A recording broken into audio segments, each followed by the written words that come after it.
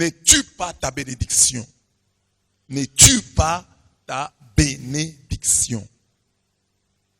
Je tire ce thème de la première lecture. Dans la première lecture, en effet, Saint Paul l'apôtre, écrivant aux Éphésiens, affirme que le Dieu et Père de notre Seigneur Jésus-Christ nous a bénis par toutes sortes de bénédictions spirituelles aux cieux dans le Christ. Éphésiens 1, 2.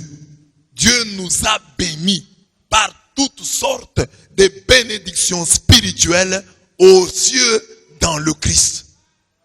Il nous a bénis de toutes sortes de bénédictions spirituelles aux cieux dans le Christ. Amen. Dites à votre voisin, Dieu le Père t'a béni de toutes sortes de bénédictions spirituelles aux cieux dans le Christ. Voilà, c'est Éphésiens 1, 2. Il nous a bénis de toutes sortes de bénédictions spirituelles aux cieux dans le Christ. Le texte est beau, car il précise que ces bénédictions qui sont nôtres sont spirituelles.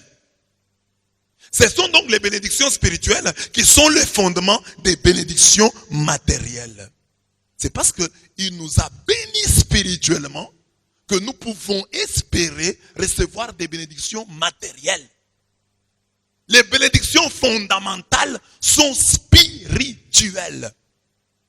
Avant de demander à Dieu des bénédictions matérielles, croyez d'abord aux bénédictions spirituelles qui vous ont déjà été données. Béni soit le Dieu et Père de notre Seigneur Jésus-Christ qui nous a bénis de toutes sortes de bénédictions spirituelles aux cieux dans le Christ. Il nous a bénis. Il nous a bénis. Il nous a bénis et comblés de bénédictions de l'Esprit au ciel dans le Christ. Il continue, dit, il nous a choisis dans le Christ dès avant la fondation du monde pour que nous soyons saints et irréprochables devant lui dans l'amour. Il nous a prédestinés à être pour lui des fils adoptifs par Jésus le Christ. Voilà, donc la bénédiction est donnée là-bas. En quoi consistent ces bénédictions spirituelles? Elle consiste en notre élection, qui est aussi une sélection. Il nous a élus. Il nous a choisis. Il nous a sélectionnés. Il nous a sélectionnés. Nous a élus en lui, dès avant la fondation du monde, pour être saints et immaculés en sa présence dans l'amour, déterminant d'avance que nous serions pour lui des fils adoptifs par Jésus-Christ, tel fut le bon plaisir de sa volonté. Donc, il y a la grâce de l'élection, de la sélection et de l'adoption. C'est ça, il faut croire en ces bénédictions-là. Avant d'attendre les bénédictions matérielles, croyez que Dieu vous a élu. Dieu vous a choisi. Dieu vous a adopté. Dieu vous a sélectionné. Vous n'êtes pas n'importe qui. Choisi, élu. Amen. Choisi. Ça, c'est plus difficile à croire. Hein? Les gens croient facilement aux bénédictions matérielles. Mais croire aux bénédictions spirituelles, que Dieu nous a comblés des bénédictions de l'Esprit dans le Christ. Nous a, aux cieux. Donc notre bénédiction, c'est d'abord au ciel que nous sommes bénis. Avant d'être bénis sur la terre. Amen.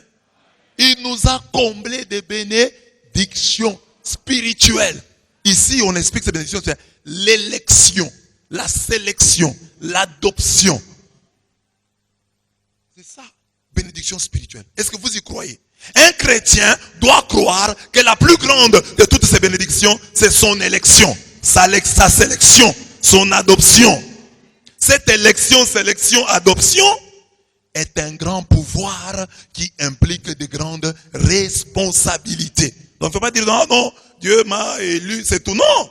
C'est-à-dire, s'il m'a choisi, S'il m'a élu, s'il m'a adopté, c'est un grand pouvoir qui implique de grandes responsabilités. Celui que Dieu a choisi ne peut vivre comme tout le monde. Il ne peut pas vivre comme tout le monde. Dieu m'a choisi. Il se sait différent.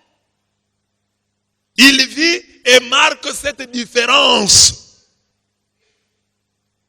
L'élection fait dire à l'élu ce que disait Paul aux Corinthiens. Je voudrais bien que tous les hommes soient comme moi.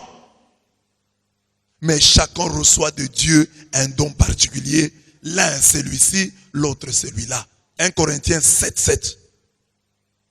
Donc, un élu de Dieu, quand il parle, vous voyez qu'il veut que tout le monde soit comme lui. Que tout le monde soit comme lui. Ah non, mais non, nous ne sommes pas comme... Mais non, moi je voudrais que vous soyez... Parce que là où moi je suis, c'est là que se trouve le bonheur. Ce que je vis, c'est ça qui est bien. Alors, soyez aussi comme moi. Or, l'homme n'aime pas ça. N'aime pas qu'on lui dise, soyez comme moi. Non, moi je vais avoir ma vie à moi. Non, ici on dit, celui qui est élu veut que tout le monde soit comme lui. C'est ça son insistance. Et quand tout le monde n'est pas comme lui, il s'indigne, il regrette, il pleure. L'élu, le sélectionné, l'adopté se voit dans sa frustration, se voit dans son insatisfaction, il se voit dans son indignation. Donc quand un homme est élu, si vous dites que non, Dieu m'a élu, nous allons regarder quelles sont tes frustrations, quelles sont tes insatisfactions, quelles sont tes indignations. L'élection se voit donc à travers les frustrations, les insatisfactions et les indignations.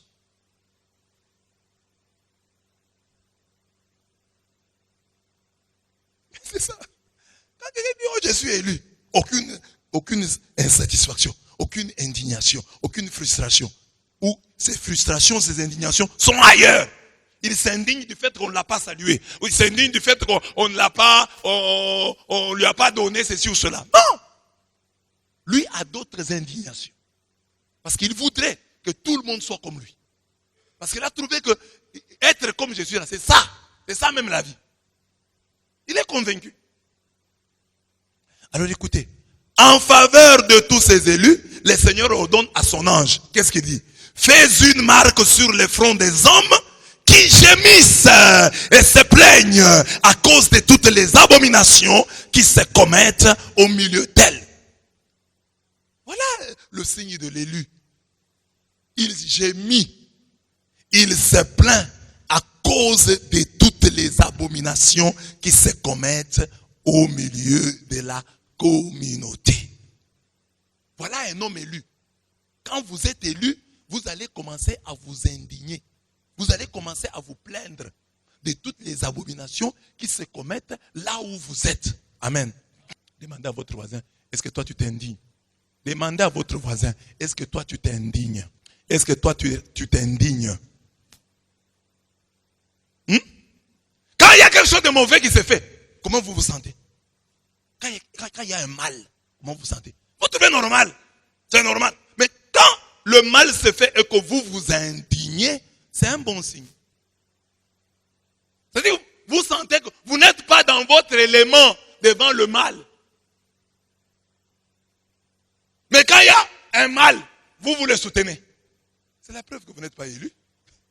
Parce que l'élu, Dieu dit à l'ange, fais une marque sur le front des hommes. Quels hommes? Qui gémissent, qui se plaignent à cause de toutes les abominations qui se commettent au milieu d'elles. Au milieu de la communauté. On vole, vous trouvez normal.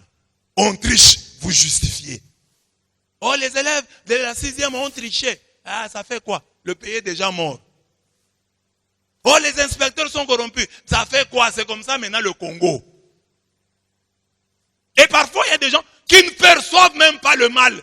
Vous lui montrez que ça, c'est pas bien, il ne voit pas. C'est mauvais en quoi? Ce manque de vision, de perspective, de perception, de perspicacité, c'est la preuve que vous n'êtes pas élu. Parce qu'ici, les élus ont dit, marque-les sur le front. Parce qu'ils gémissent et se plaignent à cause des abominations qu'ils sont en train de vivre. Et nous avons dans la Bible un exemple concret. On dit Lot, le juste, qui était profondément attristé de la conduite immorale de ces hommes débauchés. Il vivait à Sodome. Il allait à Gomorrhe. Mais il était indigné, frustré, insatisfait par la conduite, attristé par la conduite immorale des homosexuels de son temps, des débauchés de Sodome et Gomorrhe. Ces justes, virgule, qui habitaient au milieu d'eux, tourmentaient en effet, jour après jour, son âme, juste à cause de ce qu'ils voyaient et entendaient de leur agissement criminel. Ils torturaient, ils tourmentaient son âme, juste à cause de ce qu'ils voyaient, à cause de ce qu'ils entendaient, de leurs agissements criminels. 2 Pierre 2, 7 à 8. Il y a des gens qui justifient, hein. Homosexualité, ils justifient. Pédophilie, ils justifient. Adultère, ils justifient. Vol, ils justifient. Ça ne leur dit absolument rien. Ils sont prêts eux-mêmes à voler. Ils sont prêts eux-mêmes à détourner. S'ils en ont l'occasion, ils vont le faire. Ils ne regrettent pas. S'ils le regrettent, c'est parce qu'ils voudraient être à la place de celui qui fraude. Ils voudraient être à la place de celui qui vole. Mais l'élection, quand elle est en toi, la sélection, quand elle est en toi, elle ne te laisse pas indifférent devant le mal. Tu ne peux pas l'approuver. Tu ne peux pas l'approuver. Le mal va tourmenter, torturer ton âme. Quand le bien nous fait du bien, et quand le mal nous fait du mal, nous pouvons être sûrs que Dieu nous a bénis particulièrement. Donc le bien, devant le bien, tu t'exadies. Ça c'est bien. D'où qu'il vienne. Si c'est le bien, c'est le bien. Qu'il vienne de ton ennemi, c'est le bien. Parce que l'élection en toi réclame le bien. La sélection en toi réclame le bien. L'adoption en toi réclame le bien. Parce que Dieu est le suprême bien.